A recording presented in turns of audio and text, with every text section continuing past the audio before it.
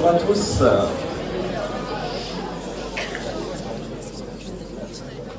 N'importe laquelle circule. Alors je vais rebondir sur le mot de la fin de Vincent, qui était d'aider les autres, pour vous montrer aujourd'hui que la science a effectivement, un de ses buts, ça va être d'aider les gens. Et donc aujourd'hui, on va voir ensemble une méthode développée par les psychologues pour tenter d'améliorer la confiance en soi. Ça, on peut tous en avoir besoin. Donc, ça fait partie des recherches que je mène à l'Université allemande du sport de Cologne. Donc, je suis parti là-bas pour finir mes études il y a une quinzaine d'années maintenant. J'y suis resté. Et à côté de mes activités d'enseignant-chercheur, je me suis mis à faire ce qui s'appelle des sciences slam. C'est ce que je vais vous présenter aujourd'hui. C'est en fait, c'est un peu une nouveauté, une exclusivité à Valence, puisqu'en fait, ce format-là, ça n'existe qu'à l'étranger. Je vais vous faire 10 minutes de science slam pour vous expliquer les recherches sur le thème du power posing. C'est parti. Alors, le power posing, je vais garder ce nom-là, mais en fait, la traduction littérale, ça va être ce qu'on va appeler la posture dominante. Ça a été rendu célèbre en 2000, dans les années 2010 par la psychologue américaine Amy Cuddy. Elle a donné une grande, alors ça c'est des conférences aux États-Unis qui s'appellent les TED Talk, et donc sa conférence était la deuxième la plus regardée au monde avec près de 70 millions de vues. Il y a aussi des sous-titres en français si ça vous intéresse ensuite d'aller la regarder. Alors, qu'est-ce que c'est le power posing? Mais plutôt qu'un long discours, on va tous l'essayer. On va se mettre comme Rocky, que vous avez derrière moi. Je vous ai même mis la musique qui doit venir. On va mettre même la musique plus fort, on demande au DJ de monter la musique, et là on va demander à tout le monde de se lever, de faire comme Rocky sur les visages de Christian. Et on fait comme Rocky, et c'est parti. Et je vais vous montrer que c'est pas que Rocky qui fait ça. Vous allez voir une série de photos. C'est parti, c'est ça que je veux. On continue. Et là vous voyez toute une série d'animaux dans la nature. On le retrouve ce power posing. Les poissons. Allez, on imite. Le roi lion. Ça aussi.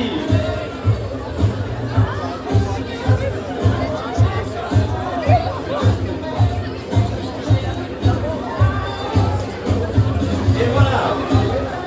Donc, vous pouvez vous asseoir, ça vous donne une idée directement de ce qu'est le power posing.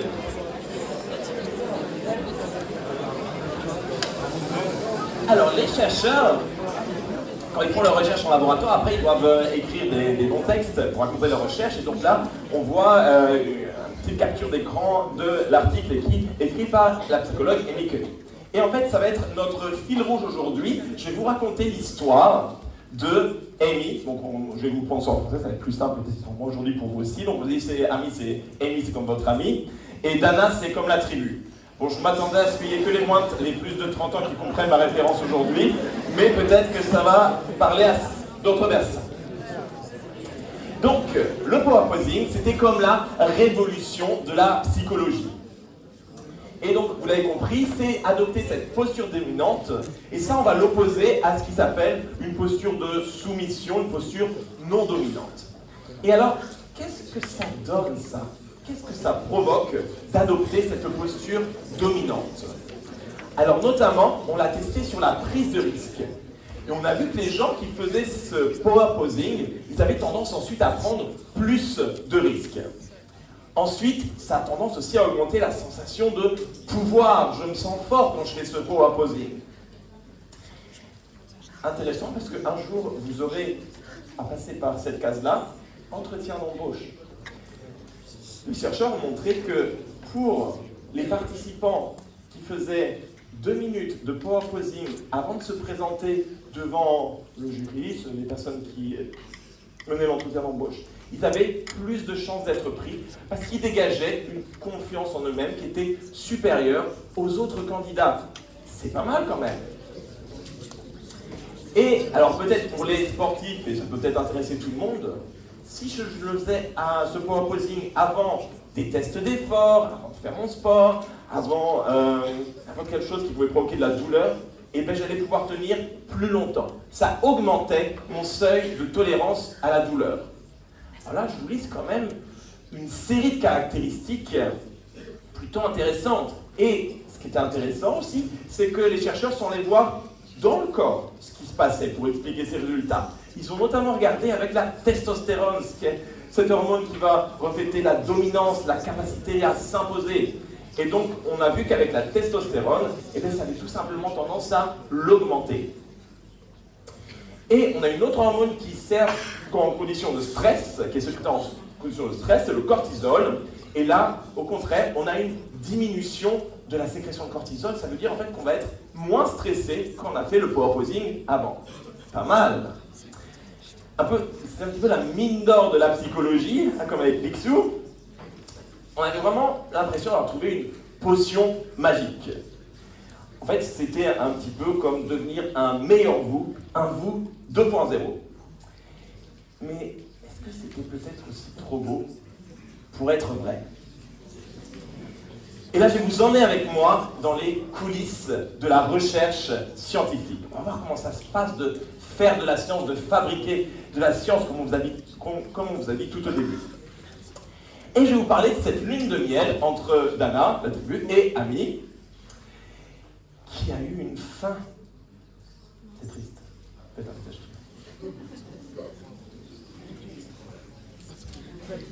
Breaking news, dernière minute. Une équipe d'autres chercheurs, donc pas Dana et Amy, d'autres, de Suisse, de Suède, d'Angleterre, ont essayé de refaire exactement les mêmes expériences que Dana et Amy. Ils n'ont pas du tout trouvé la même chose. Non, désolé, pas d'effet du power posing. Alors là, Dana et Amy dit, ah non, là ça va pas du tout, on va vraiment leur expliquer que ça marche, que c'est... non, notre équipe de chercheurs a dû faire des bêtises, on va leur montrer qu'on a raison. On réanalyse toutes les études qui ont été faites et on leur montre que c'est nous qui avons raison. Ok? Donc là, toujours histoire d'amour. Jusqu'à breaking news, de nouveau, et cette fois-ci c'est du lourd. Cette fois-ci, c'est Dana. Dana, elle dit, j'ai des choses à vous avouer. Dans la première expérience, il a fait des choses. Et donc, elle a écrit une confession sur son blog, sur Internet. Je ne vous demande pas de tout lire, je vais vous en résumer les principaux points. Voici ce que nous avons fait d'inavouable. Alors, il y a quelque chose, un terme anglais qui s'appelle le cherry picking, on va saisir, choisir les plus belles cerises. Ben oui, quand vous allez cueillir des cerises ou d'autres fruits, vous allez prendre les plus beaux. Par contre, pour les chercheurs, quand on a des résultats, ben même si on a des résultats qui ne nous plaisent pas, ben on est quand même obligé de les montrer. Et là, en fait, on s'est aperçu qu'on avait caché des résultats. Aussi, en commençant à tester des participants, s'apercevant que ça ne marchait pas, ben on a continué. Elles ont continué à tester plein de participants, jusqu'à temps de trouver les participants avec qui ça fonctionne, pour dire jackpot, ça fonctionne. Ça aussi, il n'y a pas trop le droit de le faire en tant que chercheur. Et enfin, c'est pas mal aussi, donc il y avait des questions pour demander aux gens s'ils avaient l'impression que ça avait marché. Donc là, j'ai symbolisé ça comme 6 questions à poser. La question, ça marche pas. Ah oui, 4e question, ça fonctionne. 5e, 6e non plus. Et là, qu'est-ce qu'elles ont fait? Un coup de baguette magique. Et finalement, au lieu de 6 questions, ben, dans l'article, à la fin, ils ont dit, ah ben non, on a posé que la question des, ah ben oui, ça fonctionne, tout va bien. Et là, vous voyez bien que c'est un petit peu problématique. Donc oui, peut-être au début, ça paraissait intelligent de faire ça, mais là, il commençait à y avoir pas mal de monde qui se posait des questions. Donc, là, je vous résume un petit peu la situation à l'heure actuelle. On est avec Dana qui dit ça marche pas, et on est avec Amy qui dit oui, si, ça marche. Donc on va essayer de voir comment on va résoudre ça. Mais surtout, il y a Dana, elle s'est arrêtée là parce qu'elle a eu des commandements. Vous connaissez peut-être les 10 commandements. Ici, je vous présente les 6 commandements de Dana. Et on va se focaliser sur le numéro 3. Alors en plus, elle dit que ça marche pas, mais surtout, en fait, elle décourage n'importe qui là de faire des recherches sur le power posing. Alors ça marche pas, mais surtout, essayez pas de voir en plus si ça marche. Donc moi, quand on me dit de ne pas faire quelque chose, c'est exactement la motivation que j'ai besoin pour le faire. Et donc je dis, allons-y, testons-le. Donc je dis à mes collègues, on va bien voir. Et donc j'ai fait ma petite étude aussi sur le power posing. Et en fait, je voulais voir ce que ça faisait sur le cœur. Parce que le sujet de recherche principal, c'est le cœur. Et donc, ce qu'on a trouvé, c'est que quand on fait le power posing, et bien du coup, ça va nous activer le cœur, comme petit garçon là. On aurait pu dire oui, ça, j'aurais pu te le dire. Et donc, c'était ma petite contribution au sujet du power posing. Par contre, voilà, je voulais pas en faire une grande bagarre, donc j'ai courageusement fui cette bagarre et je me suis mis sur le côté à regarder Dana et Ami. Et pour vous dire comment ça s'est continué, donc Ami est à fond dedans, ici ça marche, si vous ne croyez pas, d'ailleurs j'écris un livre, d'ailleurs je le vends à 35 millions de personnes, pas mal, pour quelque chose qui ne marche pas. Vous voulez m'entendre parler de power posing, 25 000 à 40 000 $, pas mal, j'ai pas écouté sa balance aujourd'hui moi. Ensuite, elle a reçu des menaces de mort, là on redevient sérieux quand même, 2 minutes, reçu des menaces de mort. Elle a été harcelée, et pas par n'importe qui, des collègues chercheurs d'autres universités l'ont harcelée sur les réseaux sociaux. Et c'est allé jusqu'à ce qu'on la compare à des grands criminels aux USA. Donc ça a vraiment pris des proportions extrêmes. Et là, elle a dit qu'elle se sentait vraiment comme un intouchable dans son domaine et elle a dû fuir la science. En gros, il n'y avait plus personne qui voulait collaborer avec elle et ça a été une période très difficile pour elle. Donc là, on reprend un petit peu le poste du chercheur, on prend un peu de hauteur et on va essayer de regarder là, on a un peu de recul maintenant sur le sujet. Je vous dis, les premières études c'était 2010, maintenant on est en 2023. Alors qu'est-ce qu'on peut en dire jusqu'à aujourd'hui? Pour ça, en fait, on ne va pas forcément chercher à rajouter des études, mais on va utiliser une méthode statistique. Je vais vous l'expliquer un peu simplement. On fait une méta-analyse. On va combiner toutes les études sur le sujet et on va regarder ce qui en sort. Donc, il y en a eu plusieurs, des méta-analyses. Je ne vais pas rentrer trop dans les détails techniques, mais pour que vous compreniez ce que c'est en fait, au lieu de regarder chaque étude individuellement, qui dit ça marche pas, je vais les combiner avec des techniques statistiques pour avoir l'image dans son ensemble. Donc, il y en a eu 3, des méta-analyses, je les fais rapidement. Et en fait, les méta-analyses ont confirmé que, effectivement, si on regarde dans l'ensemble, on va avoir une augmentation de la sensation de pouvoir, on va se sentir fort. La deuxième, elle dit exactement la même chose, cette augmentation de sensation de pouvoir, ça va même permettre d'augmenter la performance dans certaines situations. Par contre, les hormones, ça ne marche pas. Ça, ils se sont mis d'accord, les hormones, ça ne marche pas.